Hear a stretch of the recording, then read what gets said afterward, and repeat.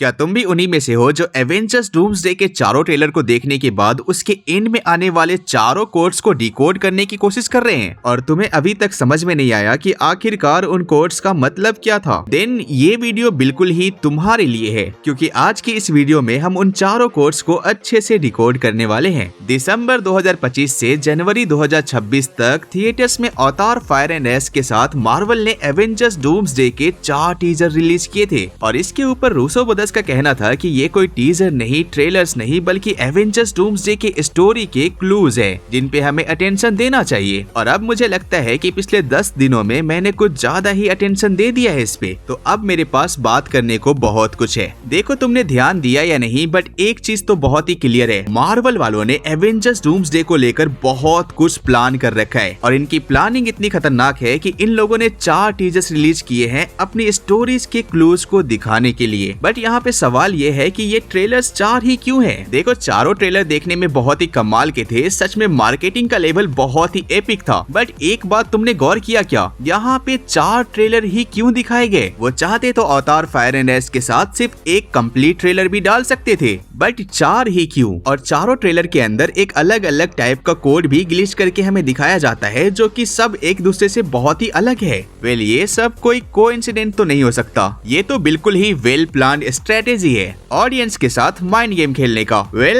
अगर तुमने ध्यान दिया हो तो अभी तक हमने एवेंजर्स की 4 मूवीज देखी है, the Avengers, Avengers age of Ultron, Avengers infinity war और एवेंजर्स एंड गेम। और वहीं दूसरी तरफ रूसो ब्रदर्स ने भी मार्वल के अंदर 4 मूवीज दी है, Captain America Winter Soldier, Captain America civil war, Avengers infinity war, Avengers endgame. और देखा जाए तो ये कोई कोइंसिडेंट नहीं हो सकता, क्योंकि एवेंजर्स डूम्सडे के भी 4 टीजर्स देखने को मिले हैं जिसे ये लोग एक क्लू की तरह दिखा रहे हैं। वेल इस चीज को थोड़ा सीरियस तो लेना चाहिए। बाय द वे काफी लोग कह सकते हैं कि ये फैंटास्टिक 4 का भी रेफरेंस हो सकता है क्योंकि वो लोग भी 4 हैं, बट मुझे ऐसा नहीं लगता, क्योंकि ये एक एवेंजर्स मूवी है तो यहाँ पे most of the focus Avengers पे ही होगा, न कि फैंटास्टिक 4 पे। सो बेसिकली अब हमारे पास 4 एवेंजर्स की मूवी है, रूसो ब्रदर्स की भी 4 मूवीज है और हमारे पास टीजर भी 4 है और कोइंसिडेंटली चारों टीजर के एंड में एक कोड है जो एक दूसरे से बिल्कुल ही अलग है। तो भाइयों चलो काम पे लग जाते हैं और एक एक मूवी के हिसाब से इस कोड को डिकोड करते हैं और पता करते हैं कि आखिरकार इन सब का मतलब क्या है और इन कोड्स के थ्रू रूसो ब्रदर्स हमें क्या दिखाना चाहते हैं। तो अगर आप भी एवेंजर्स के फैन हो तो इस वीडियो को जल्दी से लाइक कर दो और इस चैनल को सब्सक्राइब कर लो, क्योंकि ऐसे ही खतरनाक वीडियोस इस चैनल पे हमेशा आते रहते हैं। वेल सबसे पहले हम समझते हैं इन कोड्स के बारे में। हर एक कोड में 1E शायद एक इवेंट या फिर एक एरा को रिप्रेजेंट करता है, 20 बर शायद दिसंबर या फिर किसी तरह के नंबर को रिप्रेजेंट करता है एंड 0-20-20 शायद किसी काउंटडाउन या फिर ईयर को रिप्रेजेंट करता है। बट हम इस चीज को इस तरह से नहीं देखेंगे, हम मानेंगे कि 1E यानी कि 1 आवर, 18 बर यानी कि 18 मिनट्स एंड 0-20-20 यानी कि 20 सेकेंड। हम इन नंबर्स को मूवी के उसी टाइम फ्रेम पे रख के देखेंगे कि आखिरकार उन मूवीज के उस सीन में चल क्या रहा है। मतलब इजी है, हम इन नंबर्स को टाइम स्टैम्प की तरह यूज करेंगे और इन चारों टाइम स्टैम्प को एवेंजर्स की चारों मूवीज में रख के देखेंगे कि आखिरकार एवेंजर्स के उस टाइम स्टैम्प में चल क्या रहा है। और हाँ, इसी के साथ साथ हम रूसो ब्रदर्स के चारों मूवीज को भी ध्यान में रखेंगे। वेल सबसे पहले तो हम उन कोड्स के बारे में बात कर लेते हैं। पहला कोड स्टीव रोजर के ट्रेलर से देखने को मिलता है, जहाँ पे हम देखते हैं 1E 24 बर 0-20-20। सेकेंड कोड हमें थॉर के टीजर से देखने को मिलता है, जहाँ पे होता है 1E 17 बर 20-20। और थर्ड कोड हमें एक्स-मैन के टीजर से देखने को मिलता है, जहाँ पे होता है 1E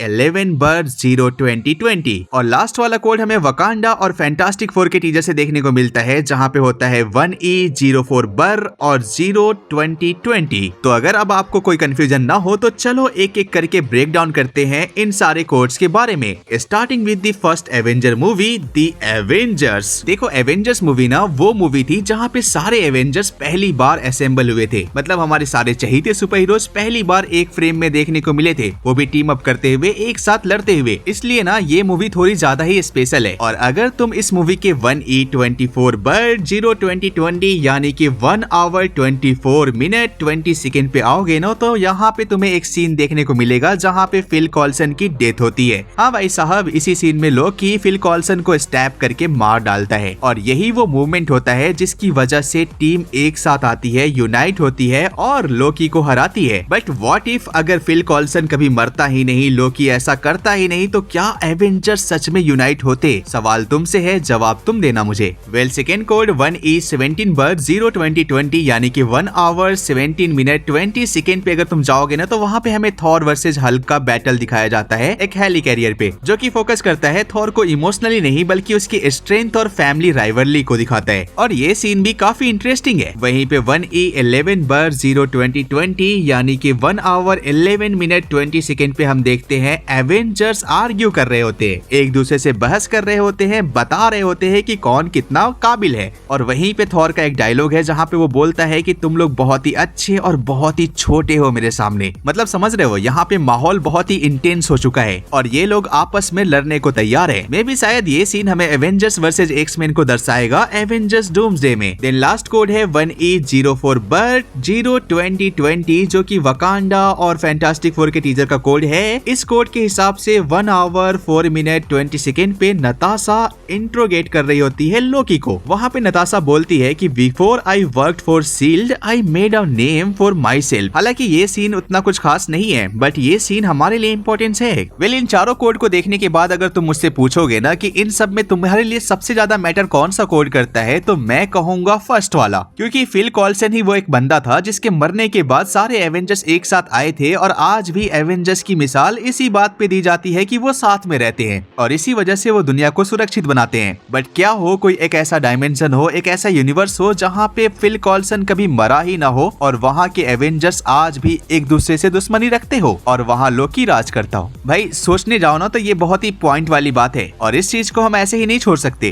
खैर तुम्हारा इस बारे में क्या मानना है मुझे नीचे कमेंट बॉक्स में जरूर बताना। वेल इसी के साथ हम बढ़ते हैं अपनी नेक्स्ट मूवी की तरफ जिसका नाम है एवेंजर्स एज ऑफ अल्ट्रॉन। देखो इस मूवी में ना हमें AI थ्रेट के बारे में दिखाया गया था, अल्ट्रॉन को बहुत ही पावरफुल मोड में दिखाया गया था, तो ये मूवी भी बहुत ही ज्यादा वैल्यू होल्ड करती है। तो अगर इस मूवी में हम 1E24/02020 यानी कि 1 आवर 24 मिनट 20 सेकेंड पे जाए तो हम देखते हैं कि अल्ट्रॉन ड्रोन्स एक ट्रक के ऊपर फ्लाई कर रहे होते हैं। वो बहुत ही एक्शन पैक सीन होता है जहाँ पे वो लोग बचने की कोशिश कर रहे होते हैं और ये सीन भी बहुत ही एपिक है। वहीं पे 1E17/02020 यानी कि 1 आवर 17 मिनट 20 सेकेंड पे हम देखते हैं कि वांडा फर्स्ट टाइम सेंस करती है विजन के बारे में। उसे पता चल जाता है कि टोनी स्टार्क क्या कर रहा है और किस चीज को क्रिएट कर रहा है। और उसके बाद 1E11/02020 यानी कि 1 आवर 11 मिनट 20 सेकेंड पे हम फ्यूरी और टोनी को एक बार्न हाउस में देखते हैं जहाँ पे वो लोग बात कर रहे होते। वो लोग वहाँ पे शांति के बारे में बात करते हैं, अपने अपने फैसलों के बारे में बात करते हैं और वो सीन देखा जाए ना तो उस मूवी का बहुत ही इंटेंशनल सीन था जो कि उस मूवी में टोनी स्टार्क के कैरेक्टर में बहुत ही वैल्यू ऐड करता है। लास्ट सीन 1E04/02020 यानी कि 1 आवर 4 मिनट 20 सेकेंड पे लॉरा यानी कि क्लाइंट की वाइफ वो बोलती है कि आई फील द डिफरेंस यानी कि उससे कुछ अलग महसूस हो रहा है। हालांकि ये सीन कुछ उतना खास वैल्यू ऐड नहीं करता, बट आई थिंक ना इस पूरी मूवी में अगर मुझे कोई सीन ज्यादा बेटर लगता है जो बहुत ही ज्यादा इंटेंशनल है तो वो है थर्ड वाला जहाँ पे फ्यूरी और टोनी आपस में बार्न हाउस में बात कर रहे होते हैं। और वो सच में एक बहुत ही खतरनाक सीन था जिसमें टोनी फ्यूरी को बताता है कि वो क्या फील करता है। और डूम्सडे मूवी भी टोनी स्टार्क यानी कि RDJ के बारे में है तो ये सीन भी ज्यादा वैल्यू ऐड करे और इस सीन का भी कोई मतलब निकले डूम्सडे मूवी में। By the way Avengers age of Ultron में इतना ही था, बट अभी और भी मूवीज बाकी है। एवेंजर्स एज ऑफ अल्ट्रॉन के बाद एवेंजर्स की तीसरी मूवी थी एवेंजर्स इन्फिनिटी वॉर और खास बात यह है कि इस मूवी को रूसो ब्रदर्स ने डायरेक्ट किया था जो अभी एवेंजर्स डूम्सडे को डायरेक्ट कर रहे हैं। और इसी वजह से मुझे लगा कि इस मूवी में कुछ खास देखने को मिलेगा, बट उतना कुछ खास मुझे देखने को मिला नहीं। देखो एवेंजर्स इन्फिनिटी वॉर में 1E24/02020 यानी कि 1 आवर 24 मिनट 20 सेकेंड पे थैनोस और गमोरा ना वॉर्मिर पे जाते हैं, हाँ वही सोल स्टोन को लेने के लिए। ये चीज थोड़ा इंटरेस्टिंग है क्योंकि सोल स्टोन को लेने के लिए जो चीजें उन्हें करना पड़ा था जैसे कि गमोरा का सैक्रिफाइस या फिर ब्लैक विडो का सैक्रिफाइस, ये सब चीज ना मायने रखती है। व्हाट इफ कैप्टन अमेरिका गया हो और उसे सोल स्टोन रखने में बहुत सारी कठिनाइयों का सामना करना पड़ा हो या फिर वो सही से रख भी ना पाया हो जिसकी वजह से टाइमलाइन में ये ग्लिचेस देखने को मिल रहे हैं। वहीं पे 1E17/02020 यानी कि 1 आवर 17 मिनट 20 सेकेंड पे नेबुला को ना वहाँ पे बांध के रखा गया रहता है, यानी कि थैनोस ने उसे अरेस्ट कर रखा रखा है। आई मीन उसे जो उल्टा लटका के रखा हुआ था वो वाला सीन देखने को मिलता है जो ज्यादा इंटेंशनल नहीं था। उसके बाद 1E11 बर 02020 यानी कि 1 आवर 11 मिनट 20 सेकेंड पे थॉर बोलता है इट्स ट्रूली ऑसम और वो स्टॉर्म ब्रेकर के बारे में बोलता है। उसके बाद 1E04 बर 02020 यानी कि 1 आवर 4 मिनट 20 सेकेंड पे टोनी यानी कि RDJ बोलता है